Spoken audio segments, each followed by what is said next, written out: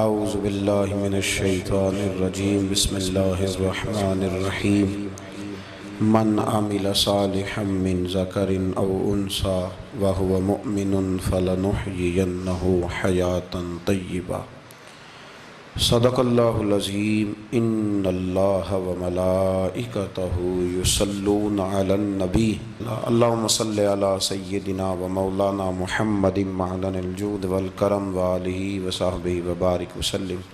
حمد و صلاۃ کے بعد آج رمضان المبارک کی 27ویں رات ہے۔ امام اعظم ابو حنیفہ رحمۃ اللہ علیہ سمیت بہت سارے بزرگ یہ فرماتے ہیں کہ یہی لیلۃ القدر کی رات ہوتی ہے، اگرچہ وہ اس بات کو طے نہیں کرتے لیکن فرماتے ہیں یہی اکثر ہم نے اسی مقام پر لیلۃ القدر کو پایا ہے۔ نبی رحمت علیہ الصلاۃ والسلام نے صحابہ کرام علیہم رضوان کے سامنے گزشتہ امتوں کے احوال ذکر فرمائے کہ ایک ہزار سال ان کی عمریں ہوتی تھیں، 1500 سال تک وہ زندہ رہتے تھے۔ تو صحابہ کے دلوں میں تجسس پیدا ہوا کہ اگر عمر 1000 سال ہوگی تو نماز بھی تو 1000 سال ہی پڑھیں گے نا، اگر عمر 1500 سال ہوگی تو روزے، عبادتیں، یہ سارے کام بھی تو بڑے زیادہ کرتے ہوں گے۔ تو یہ شوق جب پیدا ہوا تو اللہ کریم نے فرمایا کہ محبوب میں ایک رات دیتا ہوں، لیلۃ القدر خیر من الف شہر، جو رات ایک ہوگی پر 1000 مہینے سے بہتر ہوگی، 1000 مہینے سے۔ یہ رات اگر کسی کو میسر آ جاتی ہے اور پھر وہ صدق دل کے ساتھ، یعنی توجہ کے ساتھ، انہماک کے ساتھ، احتساب کی نیت سے، گناہوں کی معافی کی نیت سے اگر وہ اس رات کا قیام کرتا ہے، عبادت کرتا ہے، ذکر کرتا ہے، دعا کرتا ہے، تو محبوب کریم علیہ السلام نے وعدہ فرمایا ہے کہ اللہ اس کے پچھلے سارے گناہوں کو معاف فرما دے گا۔ دین، شریعت، قرآن، اسلام یہ بحث کرنے نہیں آیا دنیا میں۔ علماء جو بحث کرتے ہیں وہ توضیحات کے لیے، تشریحات کے لیے، تفاسیر کے لیے، وہ ان کا مقام ہے، لیکن ہم جو عوام بحث کرتے ہیں تو سمجھ لیں کہ دین بحث کرنے کے لیے نہیں آیا، دین تو عمل کرنے کے لیے آیا، اس پر عمل کیا جائے گا، عمل کی کوشش کی جائے گی۔ اور قرآن مجید نے کہا من عمل صالحا من ذکر او انثی، جو کوئی بھی اچھے عمل کرے چاہے وہ مرد ہو یا عورت ہو، وہو مؤمن، شرط یہ ہے کہ وہ مومن ہو، فلنحیینہ حیاتا طیبہ، فرمایا ضرور ہم اسے پاکیزہ زندگی عطا فرما دیں گے۔ جو عمل والے لوگ ہوتے ہیں انہیں اللہ کون سی زندگی دیتا ہے؟ حیات طیبہ، پاکیزہ زندگی۔ اللہ پاک، صاف ستھری، غلاظتوں سے پاک زندگی دیتا ہے جو بندہ عمل کرتا ہے۔ توبہ کا مطلب یہ ہوتا ہے کہ میں پچھلے گناہ پہ شرمندہ ہوں اور آئندہ نہ کرنے کا پکا وعدہ کرتا ہوں۔ انسان ہے، وعدے کے باوجود بھی کہیں غلطی کر لیتا ہے تو اللہ معاف کرنے والا ہے، لیکن وہ ساری رات روتا رہا، ہر مسجد سے چیخنے کی آواز آئی، اس نے ساری رات مسجد میں رو کے گزاری، لیکن جھوٹ چھوڑنے کا اس کا ارادہ ہی کوئی نہیں۔ وہ تو کہہ رہا ہے 3 دن کا رمضان رہ گیا ہے، پھر میں نے دیکھ نہیں لینا تمہیں۔ فساد چھوڑنے کا اس کا پروگرام ہی کوئی نہیں۔ وہ تو میاں طے شدہ بات ہے کہ سویرے وہ دکان پہ جائے گا اور صبح جو بیسن بیچے گا نا سموسے اور پکوڑے کے لیے، اس میں بھی ملاوٹ کرنے کا ارادہ رکھتا ہے۔ تو یہ ساری رات توبہ توبہ کہنے کا کیا مطلب ہوا؟ کھل کے ساری رات اس نے توبہ توبہ کی۔ حضرت عمر فاروق رضی اللہ تعالیٰ عنہ کے بارے میں امام ابن جوزی نے لکھا ہے کہ رات کو نا گھر کے اندر بیٹھے بیٹھے اچانک رو پڑے حضرت عمر، 62 سال عمر ہے، خلافت کے آخری ایام چل رہے ہیں، تو رو پڑے ایسے ہی گھر میں بلا وجہ ہی۔ آپ کی اہلیہ نے، زوجہ نے بیٹے کو اٹھایا، فرمایا پتہ کرو تمہارے باپ کو کیا مسئلہ ہے، کہیں کوئی تکلیف تو نہیں، درد تو نہیں، صاحبزادے آئے؟ ابا جی کیا بات ہے؟ فرمایا اماں کو بلاؤ۔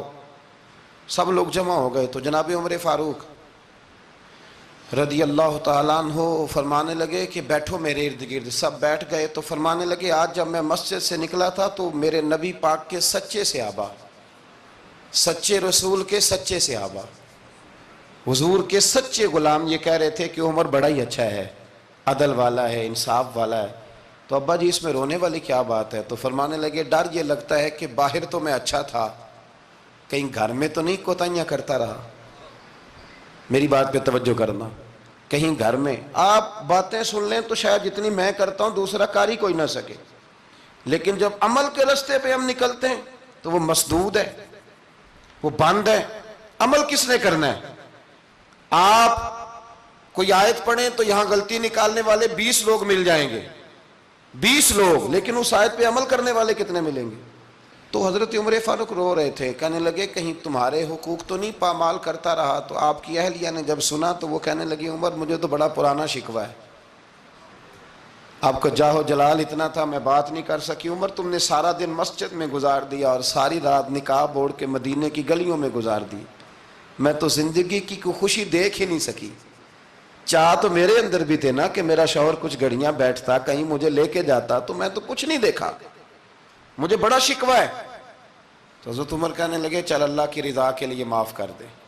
بھئی معافی بیوی سے نہیں مانگی جا رہی، معافی اپنی غلطی کی مانگی جا رہی، یہ سمجھ لیں۔ بیوی کے لیے تو خاوند کا بہت بڑا مقام ہے نا، لیکن یہاں غلطی کس بات کی ہے؟ اپنی کمزوری پر غلطی کا اعتراف کر کے معذرت کا سوال کیا جا رہا ہے۔ تو حضرت عمر کہنے لگے معاف کر دے، تو اہلیہ کہنے لگی میں نہیں معاف کرتی، میری شرط پوری کریں۔ فرمایا وہ کیا؟ فرمانے لگی قیامت میں جب اللہ آپ کے لیے جنت کا حکم دے گا تو آپ میری سفارش کریں گے اللہ کی بارگاہ میں؟ سفارش کریں گے کہ یا اللہ مجھے کپڑے دھو کے دیتی تھی، میری عزت کی حفاظت کرتی تھی، میرے بستر کو پاک رکھتی تھی، کہیں گے؟ تو حضرت عمر فرمانے لگے تیرے ساتھ وعدہ رہا، رب نے اگر عمر کو اپنے فضل، اپنے کرم اور اپنے محبوب کے صدقے جنت دی تو عمر تیرے بغیر جنت میں نہیں جائے گا۔ عمل کا رستہ، عمل کا رستہ دیکھیں نا، 2 دفعہ استاد بات کرتا ہے، 2 دفعہ، اور کوئی زیادہ، ایک تو ہے نا کہ ایم اے اور جناب ایم ایڈ اور ایم فل اور پھر پی ایچ ڈی قسم کا استاد، ایک وہ جو matric P T C teacher ہے نا، وہ 2 دفعہ اسٹوڈنٹ کو کام کہے تو تیسری دفعہ وہ ناراض ہو جاتا ہے، کہتا ہے میں 2 دفعہ کہا ہے۔ بچے کو آپ 2 دفعہ کہتے ہیں اور اگر تیسری دفعہ کہنا پڑے تو غصہ آتا ہے نہیں آتا؟ بھئی تو نے اتنی دفعہ کہا ہے، تو سمجھ نہیں رہا بات کو۔ اور اگر اللہ کریم قرآن مجید میں سینکڑوں دفعہ کہے نماز پڑھو، سینکڑوں دفعہ، اور یہ بہانے کر رہا ہے، یہ بھی پروگرام بنا رہا ہے، پھر کہتا ہے میں بے چین رہتا ہوں، میں بے قرار رہتا ہوں۔ عمل کا رستہ اس کو اختیار کریں، آپ سکون میں رہیں گے۔ بد عمل آدمی اور بے عمل آدمی یہ ہمیشہ پریشان رہتے ہیں، ہمیشہ۔ عمل کریں، توبہ کریں تو پھر بدل جائیں، پھر تبدیلی آئے، اور یہ کوئی مشکل کام نہیں، جو بدلنے والے تھے وہ بدل گئے، بڑا کچھ کرتے تھے پر پھر وہ لوگ بدل گئے۔ حضرت فضالہ رضی اللہ تعالیٰ عنہ کہتے ہیں کہ میں بڑا دلدادہ تھا عورتوں کا،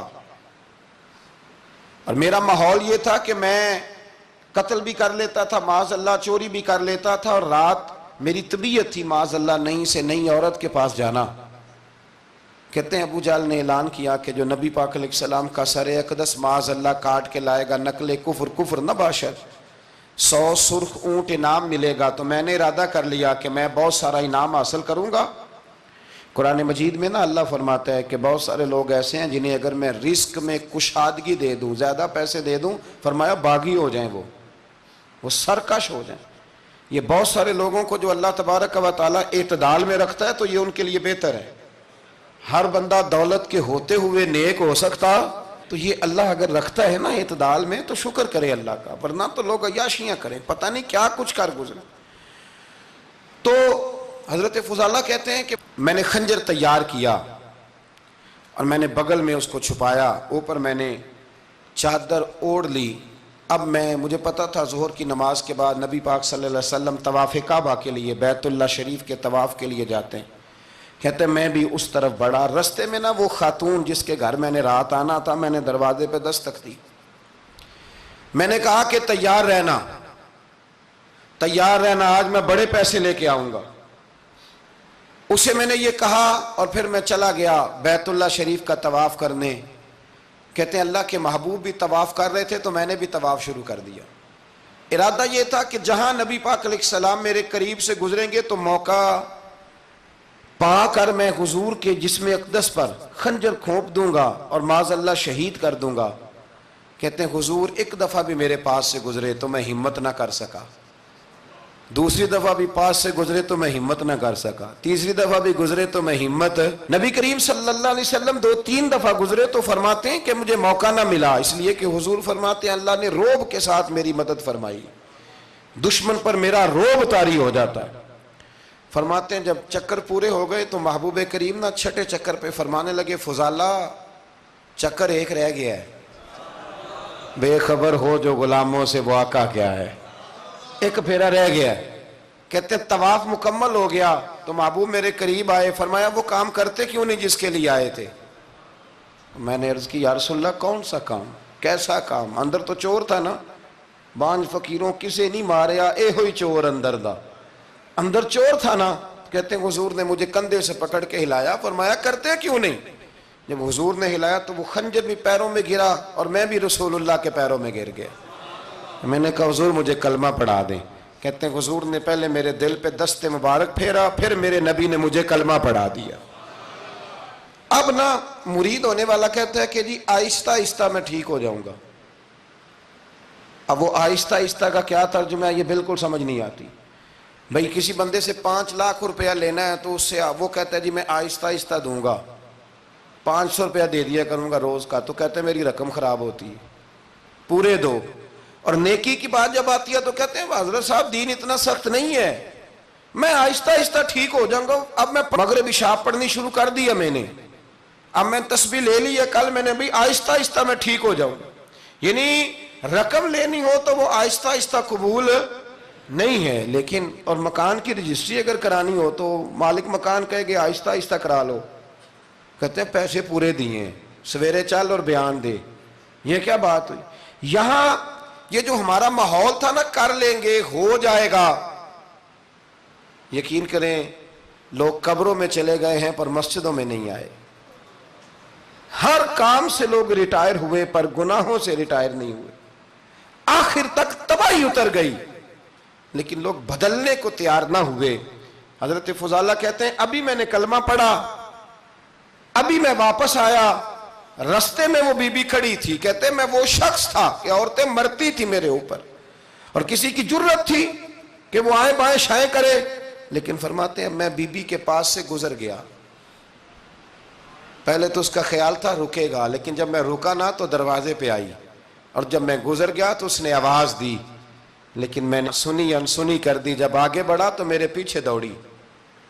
فرماتے ہیں مجھے پکڑ کے کہنے لگی فضالہ تجھے کیا ہوا، تو وہی نہیں جو یہاں سے گیا تھا؟ آپ فرماتے ہیں میں کبھی نہیں رویا تھا، میں کبھی نہیں رویا تھا، اور جب کہا نا تو وہی نہیں، کہتے میں نے سر اٹھایا تو میری آنکھوں میں آنسو تھے، میں نے کہا میں جو گیا تھا وہ نہیں ہوں، اب تو میں محمد عربی کا غلام بن گیا، اب میں وہ نہیں ہوں، اب نہیں ہو سکتا کہ کوئی میری نظر میلی ہو جائے، یہ کیسے ممکن ہے؟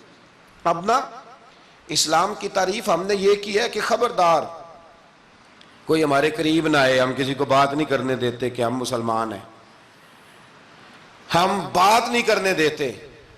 پتہ کیا بات ہے، ایک میری یہ تقریر ہوتی ہے ممبر پہ اور ایک میرا عمل ہوتا ہے جب میں سفر کرتا ہوں، جب میں گاڑی میں بیٹھتا ہوں، جب میں دوستوں سے ملتا ہوں، جب ان دونوں باتوں میں تضاد آتا ہے نا، تضاد، تو لوگ تقریر کو جذبات نہیں کہتے، ایک فن بن جاتی ہے تقریر۔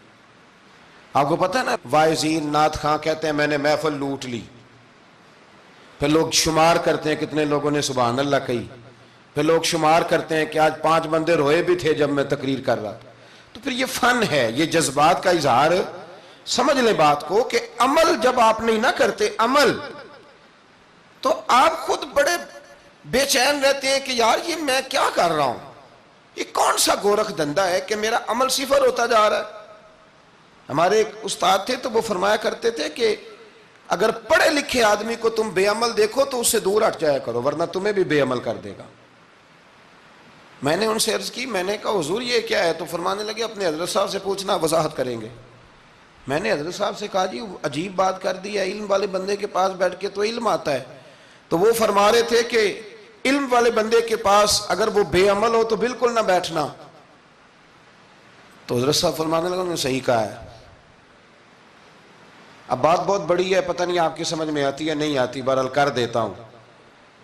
پڑھا لکھا بندہ اگر بے عمل ہو تو اس کے پاس، تو میں نے کہا حضور کیوں؟ فرمانے لگے اس لیے کہ وہ اپنی بے عملی پر بھی دلائل دے گا، وہ بے عملی پر بھی دلیلیں قائم کرے گا کہ یہ وجہ ہے تو اس لیے میں ایسے کر رہا ہوں. تو چونکہ وہ بے عمل ہے اور ہے پڑھا لکھا، نبی کریم صلی اللہ علیہ وسلم کے غلام نہ پل بھر میں بدل جاتے تھے.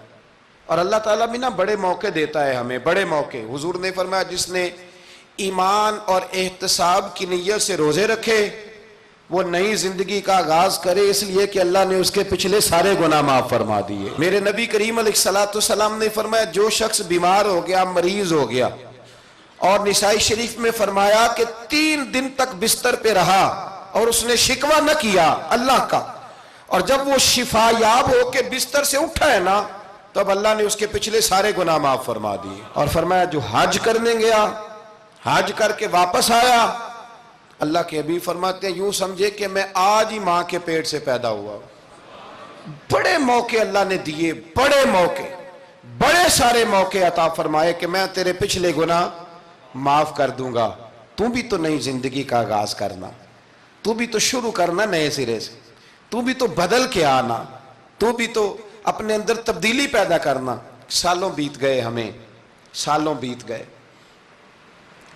تقریر کرتے، تقریر سنتے، قرآن سنتے، پورا پورا قرآن سنتے، ترجمہ اور تفسیر لوگوں نے پڑھ پڑھ کے بڑا بڑا جگہوں پہ لوگ دلائل دیتے، بات کرتے. کب وہ وقت آئے گا جب ہم عمل کریں گے؟ تھوڑا تھوڑا مجھے سفر کرنا پڑتا ہے، دنیا میں گھومتا رہتا ہوں، تو کچھ چیزیں ایسی ہوتی ہیں جو کبھی کبھی انوکھی ہو جاتی ہیں. میں ایک جگہ پہ تھا تو وہاں 4 5 6 عمرے کے ٹکٹ تھے محفل میں. تو ہمارے آپ کو پتہ ہے نا وہ جو دلیلوں والے لوگ ہیں ان بیچاروں کو بھی کوئی دلیل نہیں ملتی. تو ایک صاحب مجھے کہنے لگا جی عمرے کا ٹکٹ دینا جائز ہے قرآن اندازی کر کے؟ میں نے کہا یار چلو جائز ہی رہنے دو، تیری مہربانی، کہ اب اس پہ بھی اعتراض آ گیا ہے. میں نے کہا 100% جائز ہے، کوئی اس میں کوئی ایسی بات نہیں ہے. لیکن اندازی تو شروع ہو گئی جو حدیث میں نہیں آئی، عمرے کے ٹکٹ والی ہے جائز، پر نبی پاک نے جس قرآن اندازی کا کہا تھا وہ کب ہوگی؟ حضور نے فرمایا تمہیں پہلی صف کے ثواب کا پتہ چل جائے تم قرآن اندازی کرو. وہ کس دن کرنی ہے؟ کس مسجد میں ہوتی ہے؟ حضرت عبداللہ ابن مسعود فرماتے ہیں تمہیں پتہ چلے اذان کا ثواب کتنا، تم قرآن اندازی کرو. کب کرنی ہے؟ کون پڑھے گا اذان؟ کون یہ آگے بڑھ کے کام کرے گا؟ بھئی جو قرآن اندازی حدیث میں ہے وہ کب ہوگی؟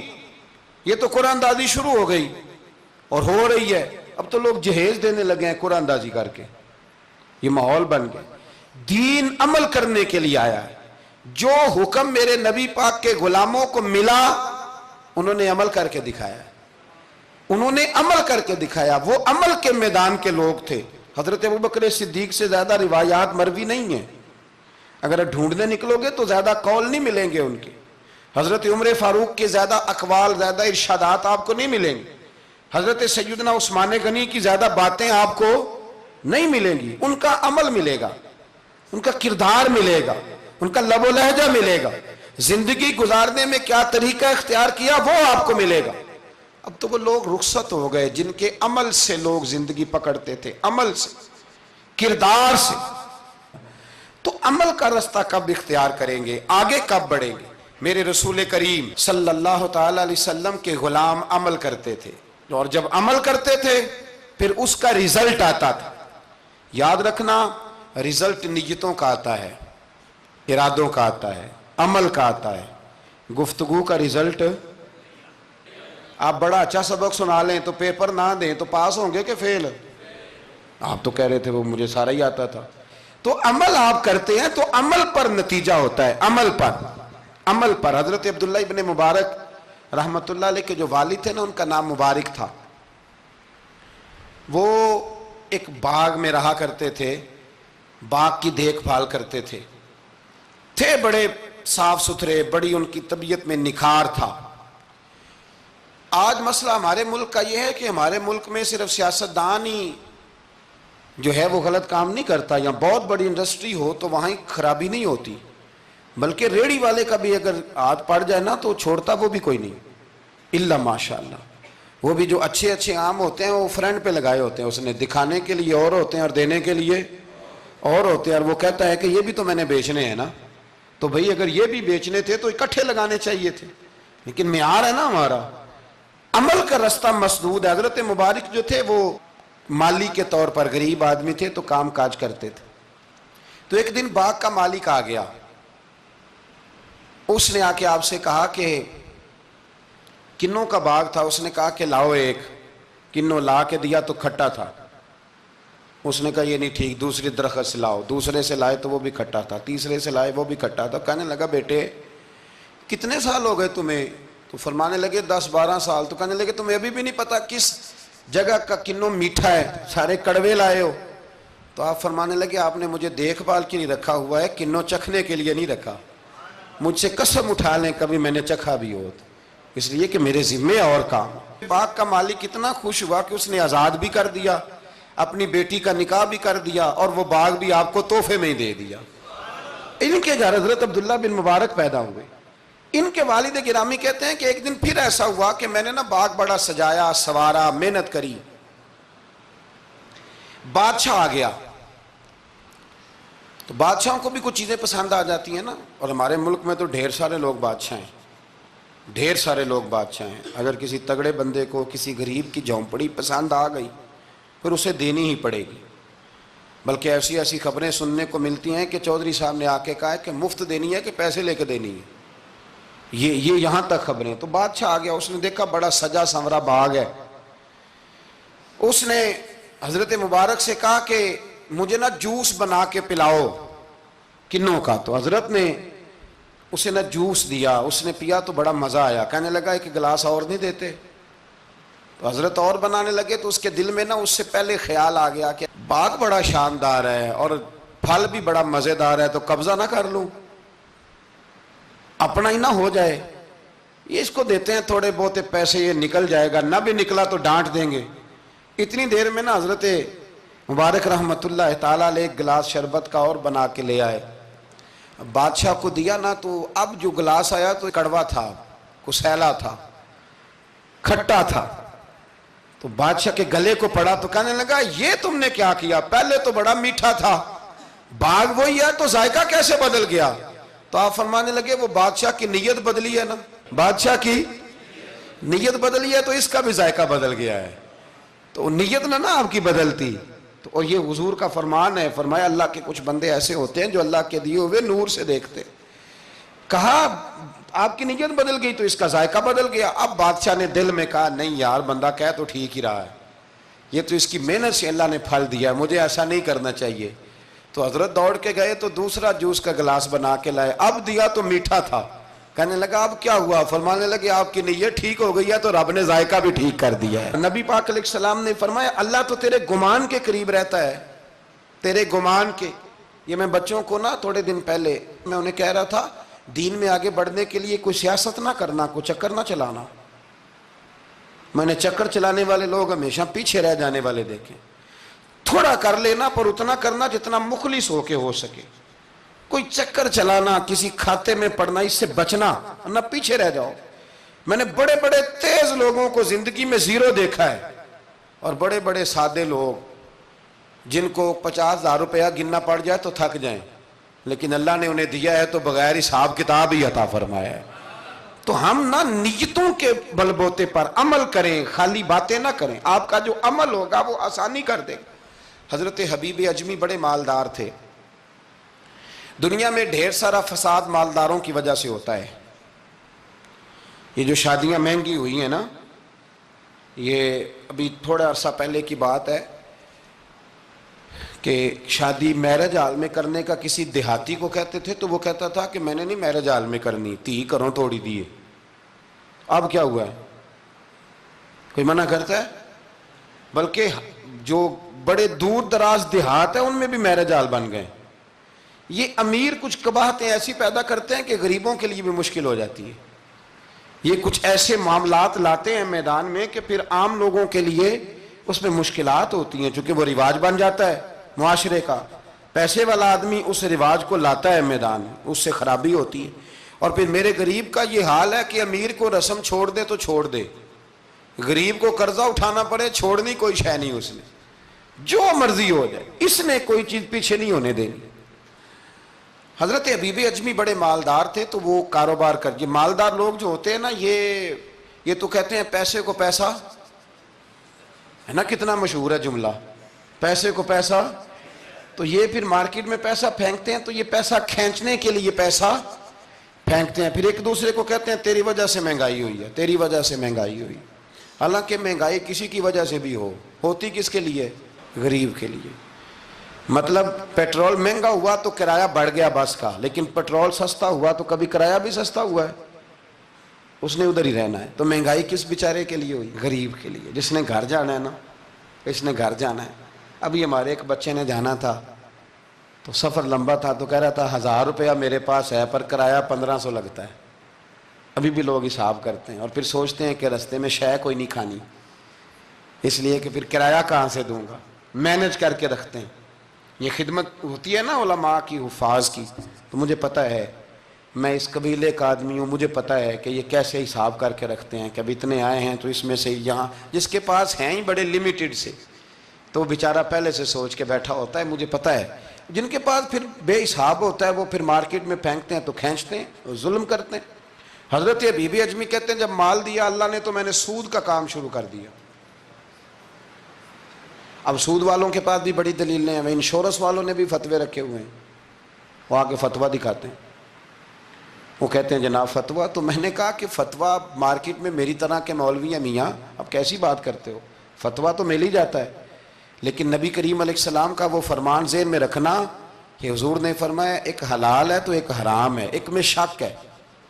اللہ کے نبی فرماتے ہیں تم نے شک والی چیز سے بھی بچنا ہے، اس میں مشکوک ہو گیا نا کہ پتہ نہیں۔ اب دیکھیں نا علماء کا یہاں اختلاف ہے، جو جائز کہتے ہیں قابل احترام ہے، لیکن جو ناجائز کہتے ہیں ان کے بھی تقوی میں کوئی شک، تو شک آ گیا نا اس بات میں، تو حضور نے فرمایا تم شک والی چیز سے بھی بچو۔ حضرت حبیب اجمی کہتے ہیں میں سود کا دھندا کرتا تھا اور بڑا سود لاتا تھا، بڑا سود، اور یہ سود جس پہ چڑھ جاتا ہے اس پہ اترتا نہیں۔ پاکستان کا بھی بنیادی مسئلہ یہ ہے کہ سود اتنی بڑی نحوست ہے کہ یہ اللہ رسول سے جنگ ہے، کیونکہ بہت زیادہ سود ہم دیتے ہیں۔ اس لیے میں تو آپ کو پتہ ہے جو کوئی برا کام کرے اس کو برا کہنا چاہیے، حکومتی لیول پر تنقید اس لیے اچھی ہوتی ہے کہ لوگوں تک جب پہنچتی ہے تو فائدہ دیتی ہے، لیکن جو بندہ اچھا کام کرے اس کی اچھائی کو بھی بیان۔ حضرت حبیب اجمی رحمۃ اللہ تعالیٰ علیہ فرمانے لگے کہ سود کا کاروبار میں نے شروع کر دیا اور بڑا وسیع تھا میرا کام سود کا، میں سود لیتا تھا، سود پہ گزارا ہوتا تھا۔ میری بیوی مجھے سمجھاتی تھی کہ یہ سود ہے، یہ حرام ہے، یہ غلط ہے، سے بچو۔ کہتے ہیں وہ کئی دفعہ مجھے کہتی تو میں ڈانٹ دیتا۔ ایک دن نا میں سود کے پیسے لے کے نا آ رہا گھر،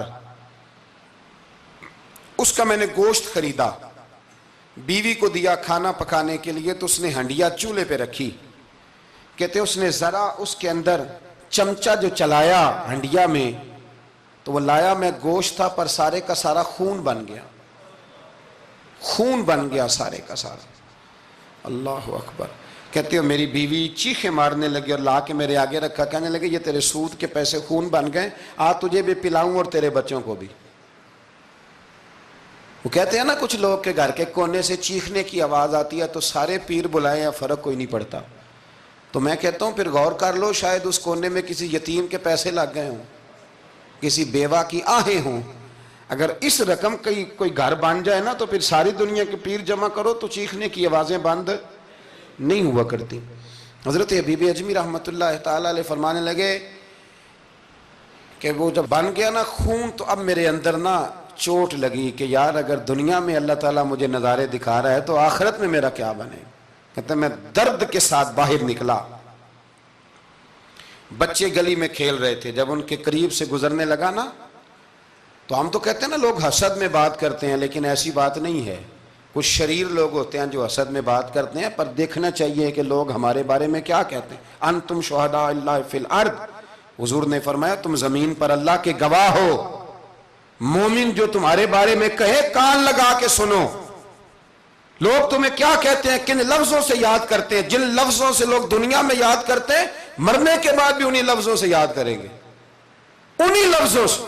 کوئی تمہارے لیے ہاتھ اٹھا کے دعا نہیں کرے گا۔ ہاں اگر تم نے خیر کی ہوگی تو پھر لوگ گلیوں سے نکل نکل کے آئیں گے، پھر لوگ روئیں گے کہ بندہ بڑا تھا۔ تو حبیب اجمی کہتے ہیں میں باہر نکلا تو بچے کھیل رہے تھے، تو ایک بچہ ان میں سے کہنے لگا پیچھے ہٹ جاؤ، پیچھے ہٹ جاؤ، بڑا ظالم ہے، بہت بڑا سود خور ہے۔ چھوٹا بچہ، ایسا نہ ہو کہ اس کے پیروں سے مٹی اڑے اور ہمارے کپڑوں پہ پڑ جائے تو ہمیں بھی نحوست ملے، چھوڑو سودیہ ہے۔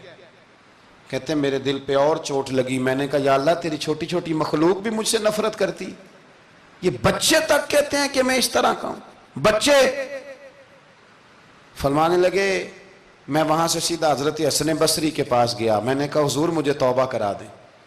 یہ پتہ ہے اللہ والوں کے پاس لوگ کیوں جا کے توبہ کرتے تھے، مرید ہوتے تھے؟ اس لیے کہ توبہ پہ قائم رہنا بڑا مشکل ہوتا ہے، کوئی ایسا بندہ ہونا چاہیے جو ہمیں توبہ پہ قائم رکھے، جو روز ہمیں نصیحت کرے۔ دیکھیں نا، ہمارے سینئر ہوتے ہیں ہر فیلڈ میں، اگر کہیں ہم الجھ جاتے ہیں تو اپنے سینئر سے بات کرتے ہیں۔ تقوی کے پرہیزگاری کے راستے میں بھی ہمارا کوئی سینئر ہونا چاہیے تاکہ وہ ہمیں بتائے کہ پرہیز کہاں کرنی ہے، دوائی کیسے کھانی ہے اور آگے کیسے بڑھنا ہے۔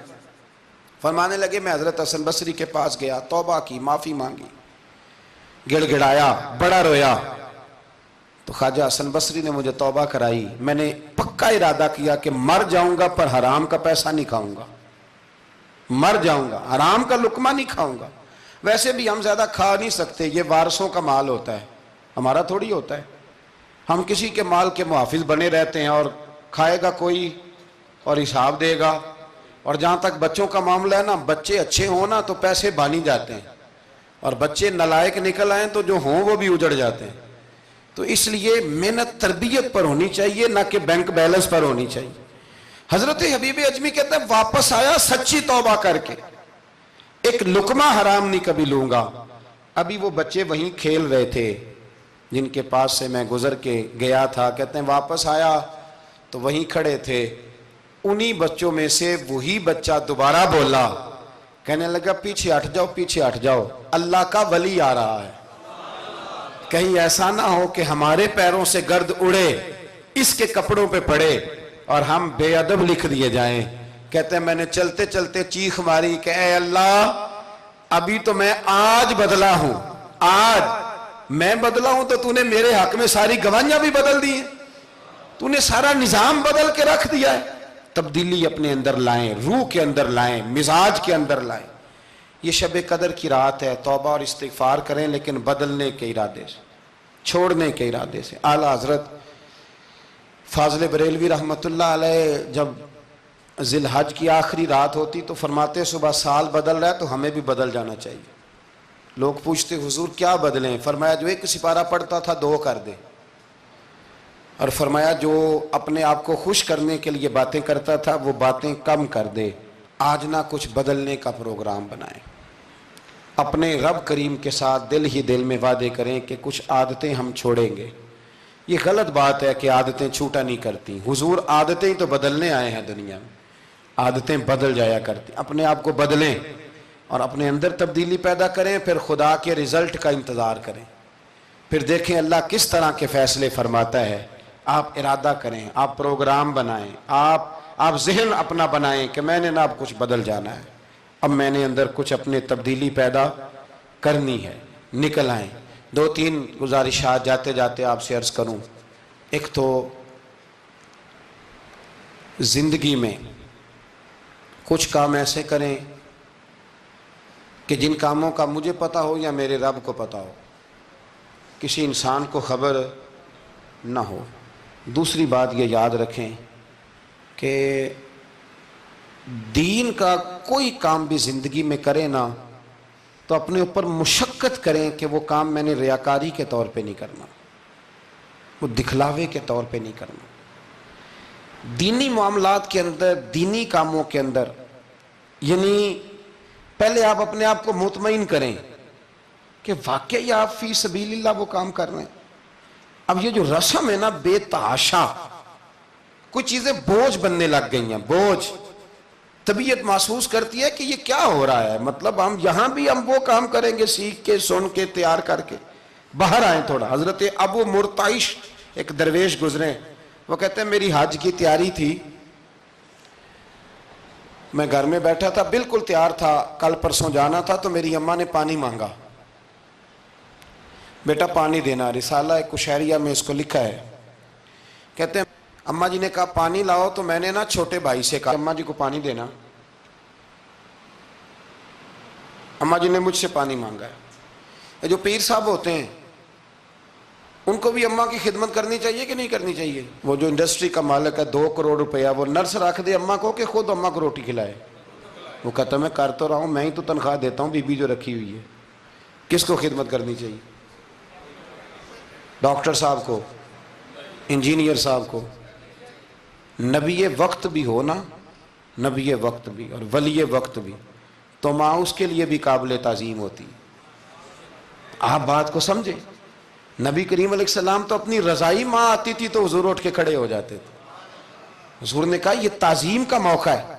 حضرت ابو مرتعش کہتے ہیں اماں نے پانی مانگا، کل میں نے حج پہ جانا تھا، چھوٹے بھائی سے کہا ذرا اماں کو پانی دینا، چونکہ میں تو پیر صاحب ہوں، میں تو علامہ صاحب ہوں، 25-30 آدمی ابھی گلی میں کھڑے ہیں مجھے ملنے والے، بہت پتر تو پانی لا دے، پانی کی بات ہی ہے نا۔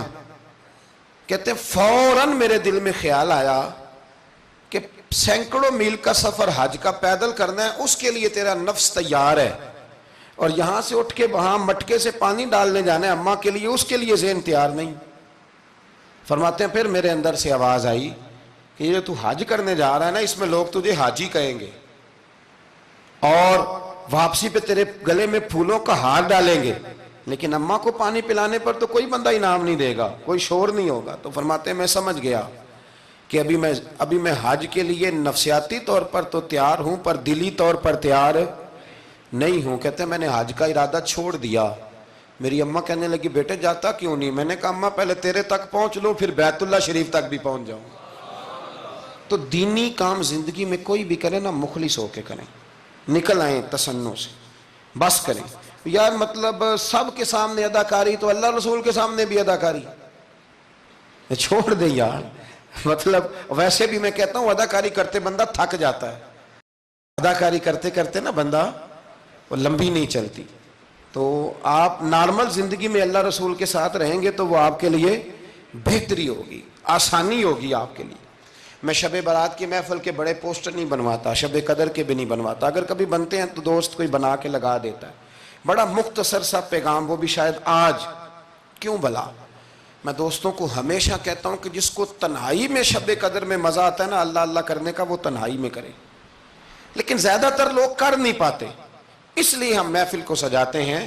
اس میں کوئی ایسا مقصد نہیں، کوئی ایسا معاملہ نہیں، خدا را کچھ تھوڑا سا اخلاص للہیت پیدا کریں طبیعت میں، اور کبھی بھی دین کے معاملے میں کسی جگہ بھی کوئی ایسا کام نہ کریں جس میں رکاوٹ ہو، آزمائش ہو۔ ابھی کی بات بتاتا ہوں، میں نے ہمارے جو تراویح کے حافظ صاحب ہیں ان کی خدمت کی، ابھی ہم نے، مجھے ایک سنگی کہنے لگے آپ نے بتایا نہیں کیا دیا ہے۔ میں نے کہا میرے خیال میں بتانے کے لائق ہوتے تو شاید بتاتا، اب آپ کسی کو 2-4 ہزار دے کے اس کا اعلان کریں گے تو یہ کچھ چیزیں ہیں نہیں اعلان کرنے والی۔ پھر یہ کہ وہ میں دیکھتا رہتا ہوں نا جی، تصویریں پہنچتی رہتی ہیں کہ جو 500 دے رہا ہے وہ بھی فوٹو کھنچوا رہا ہے، جو سوٹ دے رہا ہے وہ بھی فوٹو کھنچوا رہا ہے۔ تو جو ایک جگہ پہ میں کھانے کے لیے بیٹھا تھا ٹیبل پہ، تو انہوں نے پہلے نا برتن اٹھا کے تو چاولوں کی فوٹو کھینچی، پھر قورمے کی کھینچی، پھر ساری چیزوں کی۔ تو میں نے کہا کہ یار پہلے ہمیں پوچھ لو ہم نے کیا کیا کھانا ہے، جو کھائیں گے اس کی فوٹو کھینچ لینا۔ اب تم ہماری فوٹو کے ساتھ قورمہ فٹ کرو گے تو لوگ تو کہیں گے نا مولانا کھا کے گئے، تو میں نے پتہ نہیں کھانا ہے نہیں کھانا۔ تو آپ ڈریں اللہ تعالیٰ سے، ہر بات میں تھوڑی یہ مطلب تسنع آئے گی، ہر بات کے اندر تھوڑا یہ معاملہ رہے گا۔ تو تیسری گزارش جو بڑی ضروری اور بڑی اہم ہے، دنیا میں جو چیز اس وقت سب سے زیادہ پریشانی کا شکار ہے وہ دینی اقدار ہیں۔ ہر شعبے میں تیزی سے کام ہو رہا ہے، تیزی سے، اور دینی اقدار کو لوگ پیچھے کرتے جا رہے ہیں۔ کئی بہانے ہیں لوگوں کے پاس، کہتے ہیں مولوی لڑتے بڑا ہیں تو ہم کدھر جائیں، تو میں کہتا ہوں کون سا مولوی کہتا ہے شراب پیو؟ کہا ہے کبھی کسی مولوی نے؟ وہ کوئی بھی ہو. کسی نے کہا ہے کہ رشتہ داروں کے تعلقات خراب کر لو؟ کسی نے کبھی کہا ہے کہ ڈاکے مارو؟ تو آپ کیا بات کرتے ہیں صاحب؟ کون سا مولوی کہہ رہا ہے کہ چوریاں کرو؟ تو دینی اقدار اور چیز کا نام ہے. اصول میں اختلافات ہیں، وہ اپنی جگہ پہ قائم ہیں، وہ رہیں گے، چلے آ رہے ہیں، لیکن آپ دینی اقدار کا خیال کریں. اب نئی بحث چھڑ گئی ہے کہ مسجد میں سیمنٹ کی بوری دینے سے بہتر ہے کسی غریب کو آٹے کا تھیلا دے دو. اصل بات یہ غریبوں کی آواز بند کرنا چاہتے ہیں. ایک مسجد واحد جگہ ہے جہاں سے غریبوں کی آواز بلند ہوتی ہے. سویرے تجربہ کرنا، سویرے کسی مسجد میں افطاری کے وقت پہنچنا، لائنوں میں لگ کے لوگ افطاری کر رہے ہوں گے اور سینکڑوں لوگ روٹی کھا رہے ہوں گے، اور ان میں امیر کوئی بھی نہیں ہوگا، سارے ماڑے لوگ ہوں گے. تو مسجد ہی تو ہے، جب بنتی ہے تو غریب کی بات ہوتی ہے، غریب کو روٹی ملتی ہے. یہ مدارس کے اندر سیٹھوں کے بچے پڑھنے آتے ہیں، تو یہ کفالت خانہ نہیں سمجھتے آپ؟ آپ تو لوگوں کو بھکاری بنا رہے ہیں، بھکاری. مجھے پتہ ہے کہ بہت بڑے ہاسپٹل میں جو صدقات اور زکوٰۃ کے نام پہ بنا ہے، وہاں بھی اگر آپ نے علاج کرانا ہے تو آپ کو پہلے رسوا ہونا پڑتا ہے. ناراض نہ ہونا، میں بتا رہا ہوں رسوا ہونا پڑتا ہے، میں ذمہ داری سے کہہ رہا ہوں. وہ کہتے ہیں جاؤ جا کے اپنے علاقے سے لکھوا کے لاؤ کہ ہم نے زکوٰۃ میں سے علاج کرانا ہے. لکھوانا پڑتا ہے کہ نہیں لکھوانا پڑتا؟ یعنی جو ہسپتال بنا ہی صدقات اور زکوٰۃ پہ ہے، میں کسی کو ٹارگٹ نہیں کر رہا، لیکن وہ کہتے ہیں جاؤ 4 آدمیوں سے لکھوا کے لاؤ. پہلے آپ نے لکھوانا ہے، پھر آپ نے تصدیق کرانی ہے، پھر پاپڑ بیلنے. تو کتنے لوگوں کے سامنے پردہ کھلا کے زکوٰۃ کے ساتھ آپ یہ کرا رہے ہیں. اور اصول کیا ہے؟ صدر الشریعہ فرماتے ہیں اگر تمہیں پتہ ہے میرے بھائی کو زکوٰۃ لگتی ہے تو بتا نا زکوٰۃ ہے. اسے کیا ہے یہ عیدی ہے، بچوں کے کپڑے لے لینا. اسے بتا نا، پڑھیے بارے شریعت، بتا نا. اسے کہہ کہ یہ میری طرف سے تحفہ ہے، اسے کہہ ہی نہ. اسلام اتنی پردہ داری. یہ جو ہمارے مدارس ہیں نا، میں بڑی ذمہ داری سے، یہ مجھ سے پہلے ایک دوست نے پوچھا، پھر 2 4 5 لوگوں نے پوچھ لی یہ بات. تو میں نے کہا کہ نبی پاک کو یتیموں غریبوں کا بڑا خیال تھا، پر حضور نے تو مدینے آ کے سب سے پہلے مسجد ہی بنائی ہے. حضور نے باقی سارے کام بعد میں کی. تو یہ اب نیا پراپوگنڈا ہے. دینی اقدار میں تھوڑا تھوڑا نا اپنا حصہ ڈالیں. کس طرح بھلا؟ کس طرح؟ جب بہت سارے لوگ دین کے مخالف بات کر رہے ہوں تو آپ ایک آواز صرف بلند کر دیں کہ نہیں یار ایسی کوئی بات نہیں ہے. دین کل بھی قابل عمل تھا، آج بھی قابل عمل ہے، قیامت تک قابل عمل رہے گا. آپ اپنا حصہ ڈالیں. وہ چندے دینے، وہ باقی معاملات بڑے بعد کے ہیں، لیکن میں سمجھتا ہوں سب سے زیادہ جس چیز کی ضرورت ہے وہ یہ ہے کہ ہم دین کے نمائندے بنیں. اب نہ 50 لوگ دین مخالف بات کر رہے ہوتے ہیں، پر ایک بھی اٹھ کے کہتا نہیں کہ یار یہ آپ ٹھیک نہیں کہہ رہے، یہ بات غلط ہے، یہ درست نہیں ہے. میں آپ سے گزارش کروں گا، وہ آپ کسی میدان میں بھی ہیں، کسی چوک میں بیٹھے ہیں، سوشل میڈیا پہ بیٹھے ہیں، کہیں بھی بیٹھے ہیں، آپ اپنے دین کے نمائندے بنیں. اس تیزی کے ساتھ لبرل لوگ دین کو بدنام کرتے ہیں، اس تیزی کے ساتھ نظام کو چلاتے ہیں، اتنی خرابی پیدا کرتے ہیں کہ آنے والی نسل دین بیزار ہوتی جا رہی. دین بیزار یعنی بچے خوف کھاتے ہیں مسجد کے، مدرسے کے، مولوی کے نام سے خوف کھاتے ہیں. اور خدا کے بندو، جس بندے نے پاکستان بنایا تھا نا، خواب دیکھا تھا، وہ بندہ اس دور میں پی ایچ ڈی تھا جب پی ایچ ڈی بندے چراغ لے کے نہیں ملتے تھے. اقبال نے اس زمانے میں پی ایچ ڈی کی جب پی ایچ ڈی پتہ نہیں شاید خال خال ہوتی تھی. وہ ڈاکٹر بھی تھے، وہ شاعر بھی تھے، فلسفی بھی تھے، ادیب بھی تھے، بہت بڑے منطقی تھے اقبال. اور ردیف قافیہ، مجھے تھوڑی سی دلچسپی ہے شاعری سے، پر میں دنگ رہ جاتا ہوں جب اقبال کو پڑھتا ہوں کہ پتہ نہیں لفظ اس بندے کے سامنے ہاتھ جوڑ کے کھڑے رہتے تھے ہمیں استعمال کر، لیکن اس بندے نے علامہ کہلانا پسند کیا. اسے کوئی علامہ کہتا تھا تو اقبال راضی ہوتے تھے، فرماتے تھے جب کہ مجھے علامہ کہتا ہے تو مجھے یوں لگتا ہے کہ میں مصطفیٰ کے دین سے جڑا ہوں. وہ پسند کرتے تھے یہ بات کہنا، پسند کیا اس شخص نے. یہ آپ سمجھے، سرما تھا میری آنکھ کا خاک مدینہ و نجف، یہ پسند کیا اس بندے نے یہ بات کہنا. اس نے پسند کیا اپنے آپ کو رسول اللہ صلی اللہ علیہ وسلم کا غلام کہنا. آپ سمجھے نہ جہاں میں کہیں بھی اما ملی، جو اما ملی تو کہاں ملی. کہنے لگے میرے جرم خانہ خراب کو تیرے عفو بندہ نواز. تو اس لیے دین کے آپ محافظ بنیں، اور میرے سے زیادہ آپ کی آواز بلند ہوگی. جب ایک اسٹوڈنٹ پینٹ شرٹ پہن کے دین کی بات کرے گا تو لوگ کہیں گے نہیں رمق ہے، اس کو یہ کہہ کے بند نہیں کریں گے تو مولوی ہے تیری. تو میں آج شب قدر میں آپ سے گزارش کرتا ہوں, میں منت کرتا ہوں. اب نہ بڑی تباہی ہو گئی ہے, میری نسل کے آنے والے بچے دین بیزار ہو گئے, وہ ڈرتے ہیں, شب قدر کی راتوں میں مسجدوں میں نہیں آتے, شب برات کی راتوں میں مسجدوں میں نہیں آتے. ایک تیزی سے جال پھینکا گیا ہے اور کافر اس میں کامیاب ہے. خدا را واپس لوٹو, اپنے دین کے نمائندے بنو. اقبال کہا کرتے تھے میری زندگی کا مقصد تیرے دین کی سرفرازی, میں اسی لیے مسلمان, میں اسی لیے نمازی. کہنے لگے یا رسول اللہ میں مسلمان بھی اس لیے ہوں کہ میں دین کی بات کروں گا, اور نماز بھی اس لیے پڑھتا ہوں کہ تیرے دین کا جھنڈا بلند ہوگا. پر دین نبی دا وانگ یتیمہ رووے تے کرلاوے, تے آکھے میں کتھوں لبا عمر بہادر جڑا مینوں سینے لاوے. بڑی قسم پرسی ہے, دین کے نمائندے بنو, دین کی ذمہ داریوں پر آپ اپنا کردار ادا کرو, یہ بڑا ضروری ہے. تھوڑی منصوبہ بندی دین کے لیے بھی کرو. اگر پروفیسروں میں, ڈاکٹروں میں, انجینئر لوگوں میں, سیاستدانوں میں آپ کو اچھے لوگ مل جاتے ہیں اور آپ دل و جان سے ان پہ قربان ہونے لگتے ہو, تو کوئی دیندار بھی تلاش کاری لو, انشاءاللہ بڑے بڑے اچھے لوگ مل جائیں گے, اور اللہ کے فضل سے مل جائیں گے, اللہ کے کرم سے مل جائیں گے. اور یہ وہ والا کھیت ہے جو اکثر سرسبز و شاداب ہی رہتا ہے, اکثر سرسبز و شاداب ہی رہتا ہے, اکثر اس کے اندر خوبصورتی اور پھل پھول اور پودے لگے رہتے ہیں. جو میں نے کہا میں دعا کرتا ہوں اللہ اسے قبول فرمائے. جہاں ہم بھول گئے میری دعا ہے اللہ ہم سے درگزر فرمائے. خیر کی بات کی اللہ ہمیں توفیق عطا فرمائے.